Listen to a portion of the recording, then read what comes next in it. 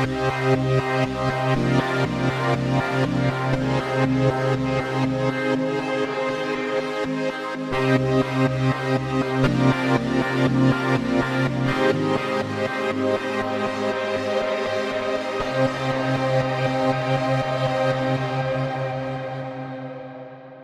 folks, I'm Tristan from NoiseGate, here taking a look at Korg's new OP6 native software synthesizer. It's a software recreation of their OP6 hardware synth, which I also happen to have here.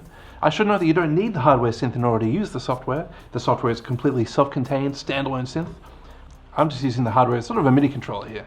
Now the software and the hardware are essentially identical, sonically and functionally. They're really exactly the same instrument. In fact, you can share patches between the two of them, and the patches should sound exactly the same, regardless of where you use them.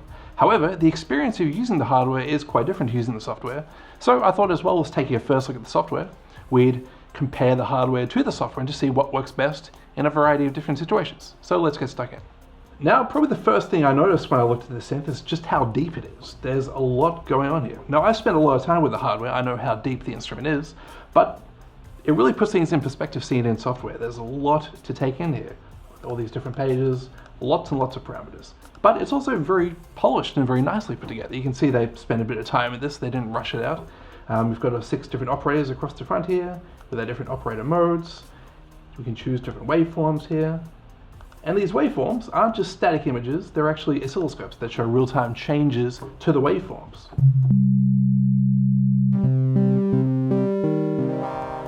Both amplitude and waveform. So we've got per operator oscillators, something I don't think I've ever seen before.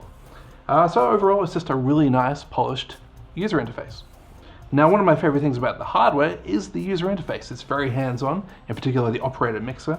Makes working with FM synthesis about as painless as it's ever been. It really kind of feels like you're using an analog synth instead of an FM synth. You've got dedicated faders for your operator levels, knobs for your operator pitches, and it's color-coded to show the carriers and the modulators. So really, really cool. And that is something you're missing in the software. You don't get that hands-on tactile aspect, but that's the nature of software, so no big surprises there. And the software is a bit cheaper. There are some areas where the software has an advantage over the hardware. I guess that really comes down to the fact that your computer screen probably has a larger screen than the OP6. The OP6's little screen does a great job for most of its functions. However, there are times when you have a lot of information packed on the screen at any one time. Probably the best example of that is the user algorithm editor. So over here on the right of the screen, we've got a magnifying glass where we can choose the 40 preset algorithms, but to the right of that, you've got the algorithm editor. And this is a really powerful aspect of OP6 that sort of transforms it into almost a modular synth, where you're free to arrange all the operators however you want, in any configuration you like. You can certainly do this via the hardware. You can see the user algorithm editor here with the 6 different operators, with a 6x6 operator grid. It does get a little bit cramped though. It's a much better user experience with the big graphical user interface in the software. And you can think of this algorithm editor as just like any modulation matrix. You've got your modulation sources across the top and your modulation destinations across the side. If you want to turn an operator into a carrier, just click on its output arrow at the bottom. Okay, now we're hearing operator 1. And if you want to modulate operator 1 using operator 2, just click in the appropriate box and drag up to increase the mod depth. Then if we turn up operator 2, you can see it's changed blue to show it's a modulator. If we turn up its amplitude, we'll hear that characteristic FM sound.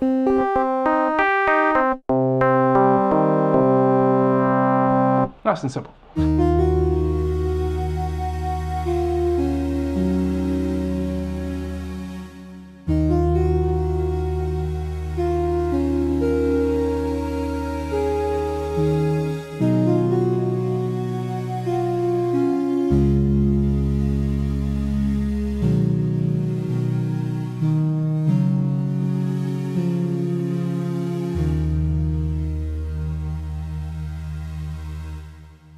You can also very easily create feedback by using an operator to modulate itself, just by clicking in its appropriate box. You can also add feedback by using each operator's dedicated feedback knob.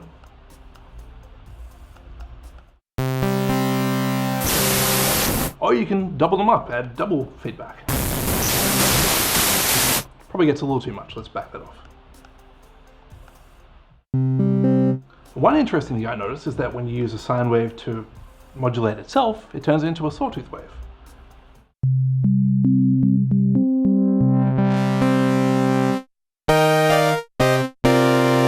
sort of like a sawtooth wave. I thought that was an interesting little discovery.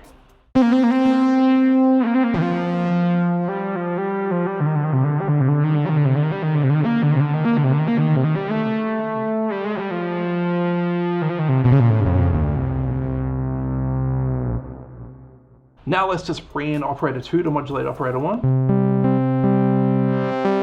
I'll bring in a third operator as well. Turn up its level. And let's bring in a fourth operator. Okay, so you can very quickly stack up a chain of modulation like that.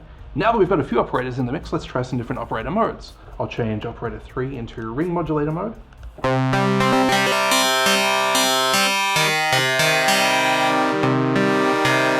And let's try changing operator 2 into effect mode, which is one of the new modes introduced in the firmware update. And you can see a bunch of different effects to choose from. Let's choose the wave shaper effect.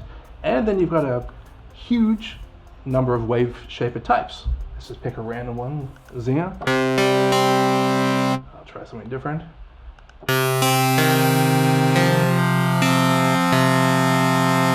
So yeah, there's a ton to work with here.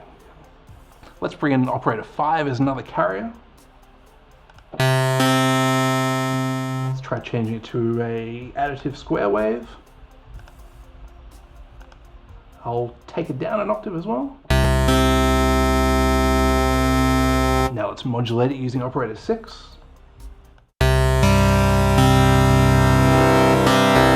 And I'll try changing operator 5 into filter FM mode.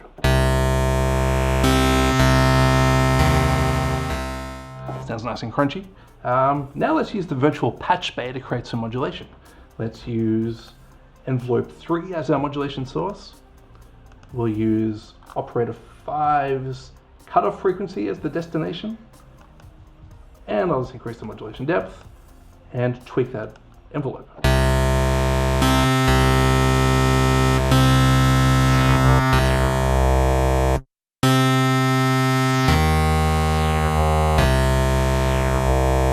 If that's any a bit too bright, you can run the whole thing through a filter.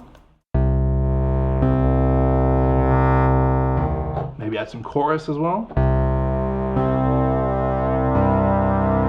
Maybe a bit of reverb.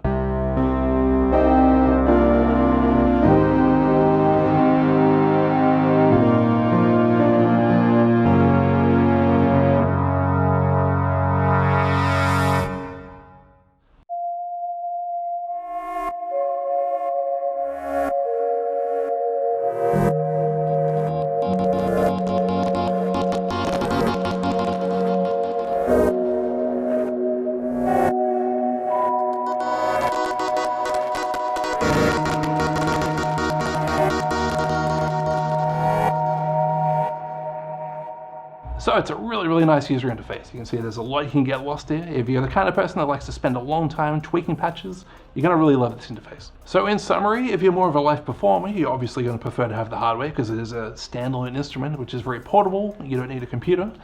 If you're perfectly happy working in a studio with, say, a MIDI controller, then you might be just as happy with the software. Or better yet, why not have both? Because Korg do offer a discount if you own the hardware to pick up the software a little bit cheaper. And like I say, patches are compatible between the two of them, so you can spend hours crafting the patches in the software, then move them over to the hardware to play live. It's a really cool combination to have the two of them, because they each have their own strengths in different situations.